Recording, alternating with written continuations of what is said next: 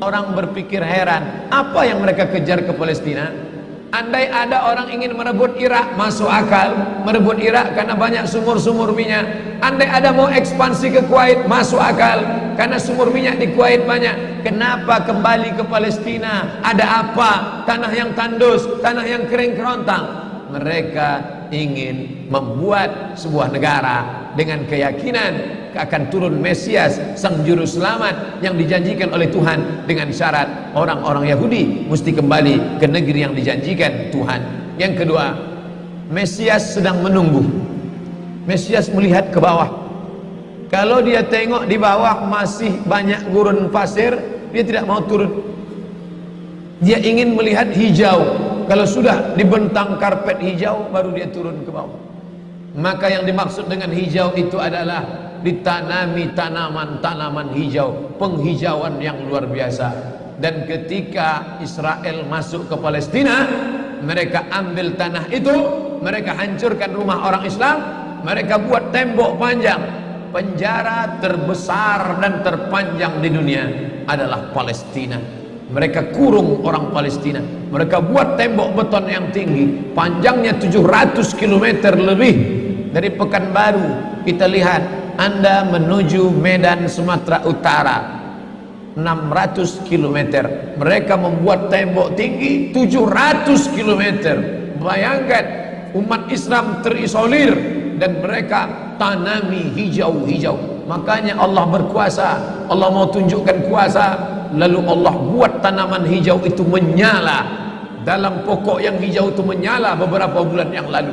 Heran orang, Allah mau menunjukkan kekuasaannya. Kalian tidak mau tolong Palestina, aku yang akan menolongnya. Tanaman yang hijau yang mereka tanam itu tiba-tiba terbakar. Tidak ada yang bisa mematikannya. Sampai-sampai reporter wartawan Amerika mengatakan, tidak ada yang bisa mematikan kebakaran ini kecuali Tuhan, karena Dia yang membakarnya. Mengerti keadaan kita zaman sekarang. Jangan sampai dikatakan Palestina bukan urusan kita. Ini kan masalah politik. Indonesia ya Indonesia, Palestina ya Palestina. Antum tidak mengerti masalah dunia. Palestina adalah masalah umat Islam. Subhanalladzi asra bi'abdihi, Maha suci Allah yang sudah memperjalankan hambanya minal masjidil haram, dari masjidil haram ilal masjidil aqsa, masjidil aqsa, masjidil aqsa Palestina. Kita yang tertulis dalam kitab suci kita bahwa kita punya ikatan emosional, kenapa kita tidak yakin itu? Yahudi ajarannya dibuat-buat, ajarannya mitos, tapi mereka punya keyakinan yang luar biasa. Mereka rebut negeri itu, mereka kuasai, mereka hancurkan negeri musuh. Atas dasar apa? Keyakinan bahwa Mesias akan datang. Yang kelima, apa yang mereka lakukan untuk Palestina?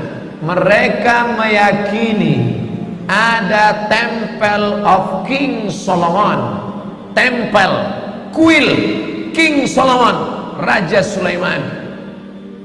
Datang pula orang Indonesia latah, dikatakannya Sulaiman ini kerajaannya bukan di Palestina, di Yogyakarta, Sleman.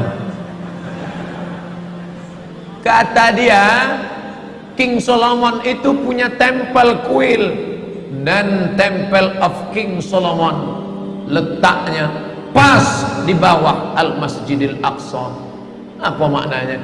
Mereka mengeruk setiap hari, bulldozer, traktor, ekskavator, terus mengeruk keliling Masjidil Aqsa. Mereka ingin meruntuhkan Masjidil Aqsa.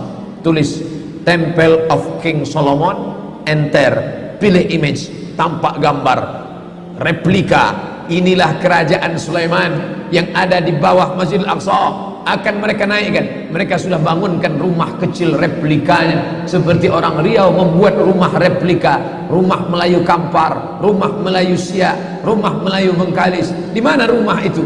Di Purna MTQ.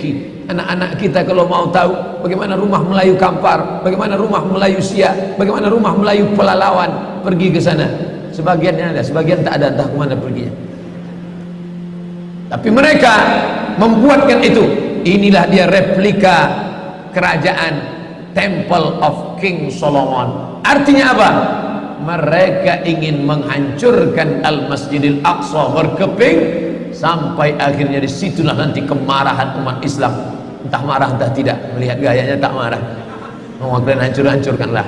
banyak lagi urusan kami sibuk dengan ini. Tapi akan ada hamba-hamba Allah, la tazulu fi ummati ta'ifatun min ummati, akan tetap ada sekelompok umatku yang memperjuangkan agamaku, kata Allah Subhanahu wa taala. Yang terakhir, yang kelima, akan turun Mesias.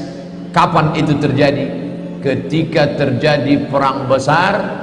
Sebetulnya dalam agama Islam sudah dituliskan yang dimaksud dengan Mesias itu siapa. Kata Imam Al-Hafiz Ibnu Hajar Al-Asqalani dalam Fathul Bari, yang dimaksud dengan yang dinanti-nanti mereka itu adalah Dajjal. Dajjal itulah sesungguhnya yang sedang mereka nanti. 70,000 Yahudi wara'ad Dajjal. Ada 70.000 Yahudi yang akan berada di belakang Dajjal ketika dia turun nanti. Makanya tiap hari, tiap petang kita berkata, Allahumma inni a'udzubika min adzabi jahannam wa min adzabil qabri wa min fitnatil mahya wal mamat wa min syarri fitnatil masihid Dajjal. Dajjal itulah yang sedang mereka tunggu. Dajjal itulah yang sedang mereka nanti-nantikan. Kita menantikan kedatangan, dia pun juga menantikan akan kedatangannya. Bedanya apa? Mereka meyakininya dengan semangat mereka luar biasa. Mereka bangkit. Umat Islam percaya. Padahal tiap hari dia katakan sebelum salam, Allahumma inni a'udzubika min adzabi jahannam wa min adzabil qabri wa min fitnatil mahya wal mamat wa min syarri fitnatil masihid Dajjal. Tiap hari dikatakan, tiap hari diucapkan. Tapi dalam hati, betul tak Dajjal ini datang? Entah iya entah tidak. Mereka yakin Dajjal akan datang, tapi mereka katakan itulah pemimpin kami, itulah Tuhan kami, itu adalah jelmaan daripada Tuhan kami, itu yang akan menghancurkan dunia, dia akan menjadi panutan kami. Kita berkata itu musuh kami, tapi kita pun ragu entah musuh entah tidak. Oleh sebab itu kita minta ampun kepada Allah atas kurangnya iman kita. Subuh ini kita bangkitkan semangat kita, tapi yang datang kepada, kenapa Allah tidak menolong? Katanya Allah itu maha kuasa. Cukup dia teriakkan saja, malaikatnya satu berteriak, pecah gendang telinga orang Yahudi, mati. Cukup dia tiupkan angin sejuk, terhirup, mati. Kenapa tidak dia matikan saja Yahudi itu? Datang Syekh Muhammad Jibril, Syekh Dr. Muhammad Jibril, Syekh Profesor Dr. Muhammad Jibril, dosen tafsir Al-Azhar. Kami undang, mahasiswa Indonesia mengundang di waktu di Mesir dulu kuliah. Lalu saya tanya, Assalamualaikum Syekh. Ya, kaum Ad binasa, kaum Samud binasa, kaum Midian binasa, kaum Iram binasa, kaum Fir'aun binasa. Kenapa Allah tidak membinasakan Israel ini? Senyum Syekh Muhammad Jibril. Apa kata dia? Ya beni, anakku, seandainya Allah membinasakan Israel ini, lalu apa yang tersisa untukmu? Ditunjuknya saya. Seandainya Allah membinasakan Israel ini, lalu apa yang tersisa untukmu? Terdiam saya. Allah sengaja sisakan ini sebagai medan jihad kita menolong agama.